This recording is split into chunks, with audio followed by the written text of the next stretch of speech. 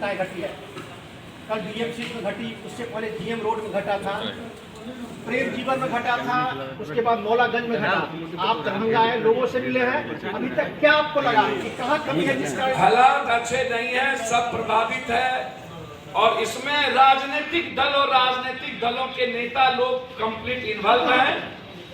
लगातार मैंने पहले भी कहा कि क्या हुआ दारू मामले में, अन्य मामलों में बिहार में लगभग घटना जो जिस तरीके से शराब की गोपालगंज में घटी, सिवान में घटी है, एक मुखिया को गोली मार दिया गया दरभंगा में, 100 जी को जो यहाँ पारस में है, लगातार मर्डर पे मर्डर, लगातार घटना बहुत बुरी है। बलात्कार की घटना मधुबनी में, बच्ची को उतार करके, पूरा त्राहिमाम है, हालात अच्छे नहीं हैं बिहार।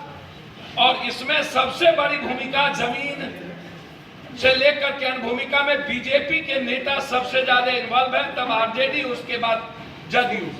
मैंने पहले भी आपको कहा है, आप उठा करके देख लीजिए, इन लोग की संपत्ति जांच कराएं।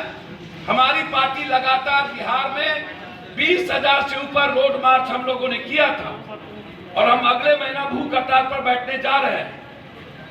बालू माफियाओं और जमीन माफियाओं के खिलाफ नगर निगम की आजादी हम चाहते हैं, नगर पालिका नगर निगम की आजादी और एक बेहतर नगर निगम को हम बिहार में स्थापित करना चाहते हैं। डीएमसी को जो घटना घटी है, आपने मुआयना किया, क्या लगा आपको कि किस लगातार डीएम से बातचीत हो रही है और डिप्टी सीएम से परसों। अच्छा सर, एक और सवाल है, जीएम रोड में जो कांड हुई थी उसमें सर 10 लोगों को गिरफ्तार किया गया, लेकिन और लोगों को गिरफ्तार अभी तक नहीं किया गया। सर लगातार जांच चल रही है, प्रशासन को चुप रहने नहीं देंगे।